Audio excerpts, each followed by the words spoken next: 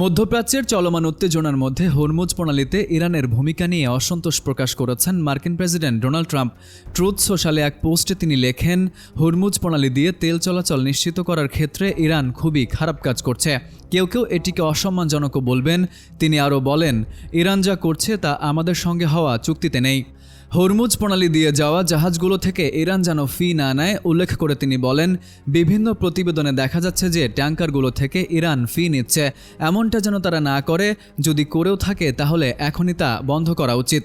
এদিকে বৃহস্পতিবার রাতে ইরানের রাষ্ট্রীয় গণমাধ্যমে দেশটির সর্বোচ্চ নেতা মোজতবা খামেনির একটি লিখিত বার্তা প্রচার করা হয়, যেখানে তিনি বলেছেন সরকার হরমুজ প্রণালী ব্যবস্থাপনাকে একটি নতুন পর্যায়ে নিয়ে যাবে, তবে সেটি কিভাবে করা হবে সে বিষয়ে কোনো ব্যাখ্যা দেওয়া হয়নি। তবে শুধু হরমুজ প্রণালীতে জাহাজ চলাচল নিয়েই নয়, 2 সপ্তাহের যুদ্ধবিরতি চুক্তি নিয়ে নানামুখী টানাপোড়েন চলছে যুক্তরাষ্ট্র, ইরান ও ইসরায়েলের মধ্যে। কারণ যুদ্ধবিরতির শর্ত ভেঙে লেবাননে হামলা অব্যাহত রেখেছে ইসরায়েল।